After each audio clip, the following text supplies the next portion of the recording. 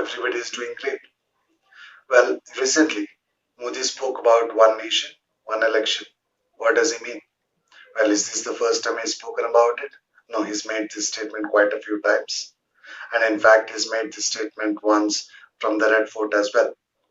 There's one thing I've noticed. If he mentions something in a speech that's made in Red Fort, it's more so like a challenge to the opposition, saying that this is what I'm going to do. And if you got the guts, go ahead and stop me. But then it's also a part of the manifesto. Well, if you are not aware of it, manifesto for BJP is available in their portal. You can always go ahead and have a check. And if you look at it properly, most of the things that were promised in his manifesto or BJP manifesto has been delivered, whether it was to do with Ayodhya, whether it was to do with Article 370, or when he spoke about providing toilets in every city possible or every village possible. They have gone ahead and delivered. So BJP has been very sure as to what they want. And if anybody has a problem with the way things are going, well, they should have read the manifesto as soon as the election was over to realize as to what they're going to work on and what they're going to do. However, let's get back to the topic. Well, what's the positive if there's one nation and one election, and what's the negative? So I'm going to be the devil's advocate today and try and explain as to how this would affect our country. First of all, is it possible? If yes, what are the pros and cons? And if no, what are the other alternatives? Firstly, what does he mean when he says one nation, one election? What he exactly means is you get up on one particular day, go to election booth, you cast your vote. But when you're casting your vote, you're not only casting the vote for the central government, but you're also casting your vote for state government, panchayat, or any elections that are carried out. Is it possible in India? Well, let's look at it. So India had its first election in 1951 and 52. And how was it carried out? It was exactly the same thing. It was one nation, one election. So the voting was done for both state, central, panchayat. Each and every election that was there was carried out at one shot. The same thing was followed till 1967. Then why did it stop? Well, in 1967, there was a collapse in one of the state governments. Hence, a separate election was supposed to be carried out. Then in 1970, a separate election had to be carried out because there was a collapse in the center as well. Well, I've seen people discuss the same thing quite a few times, especially when they go to vote, that how many times should we go ahead and vote? Every second month or third month there's an election. So what are the positives if the election happens once every 5 years? Firstly, there would be a major turnout because it would become affair once in 5 years. So the turnout for elections would be big compared to what we are having right now. Secondly, resources and money. If you look at the money spent for the previous election, it was about 55,000 crores. Now this includes the money that's been spent by the parties for their promotion, as well as the election commission for hiring people, making sure that the resources are there for the election and all this. So money would be saved big time. And where does this money come from? This money comes from the taxpayer's pocket. So there's a lot of money that would be saved if one election is carried out every 5 years. Well, there have been reports saying that election has become a mode to change your black money into white. So hawala is happening, money laundering is happening during this period. So if you have one election every 5 years, black money turning into white money also stops. But the biggest change of having one election for one nation would be performance-based government. What happens is, usually you have this central election wherein party leaders would come in and speak about what they're going to do for the country. Another 3 4 months, you have these party people again going ahead and speaking about what they're going to do for the state. And then this keeps following on because every 2 to 3 months there are campaigns happening for election. So that would stop. So what would it clearly means is that there's a government in the center, there's a government in the state. So we will have to take this bullshit for maybe for about a year or so.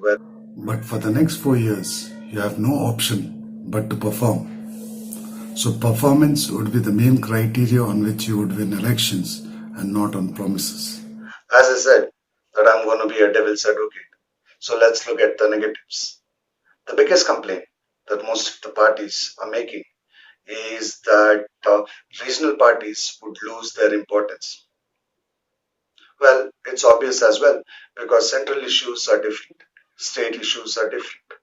So a regional party would win or contest its election depending on what's the issue running in the state, whereas the central elections are fought on the basis of what's happening in the country as a whole, and not related to a particular state. Well, has it been true? No, when you look at past history, it's not been true. Whether you look at the elections in Andhra Pradesh or if you look at the elections in Orissa, the results have been totally different. When you look at the central voting that's happened during these elections, it was BJP who gained a lot. But when it came to state, it was the local regional party which won. It was TRS in Andhra and Navin Patnaik's party in Orissa. The citizen is smart enough to know that this particular election is for state and this particular election is for country. So I'll have to vote differently if he decides to vote differently, or he would vote for a single party. So that point of saying that regional parties would lose their significance, that's something I would not be agreeing with. Secondly, what are they complaining about? They're complaining about delay in election results. Well, we saw recent elections being carried out in America. There has been a delay in the results, but how much does it affect? The government still runs. The previous party, which was running the government, will have to do it. And if they're saying that during this gap, the performance of the government would not be great, it's not that most of the government are performing great during their tenure as well. So it's not going to make a major difference. Maximum delay would be for a week or maybe 15 days, a maximum of 20 days. And I think we as a country can survive for those 20 days.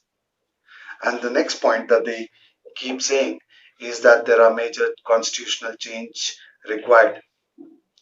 One of such changes that I can think of is, let's say a particular government is running on coalition and midway through one of the parties decides to take away their support, then there would be a second election carried out.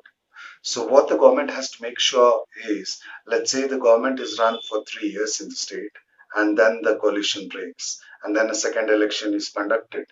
We have to make sure that that election, whoever wins during those elections, it's going to be only for those 2 years that they would rule. And then again, the election has to be conducted along with other elections. So that would be one of the changes. But then we have Amit Shah in BJP. He's very good with changing the articles in constitution and making sure that whatever is required for the current situation is done. So these are the major points that people are discussing or saying that would be a wrong move to have one nation, one election. But if you ask me, I would say that one nation, one election is the way forward because of the savings that we would do with regards to resources that's being spent every second month or third month.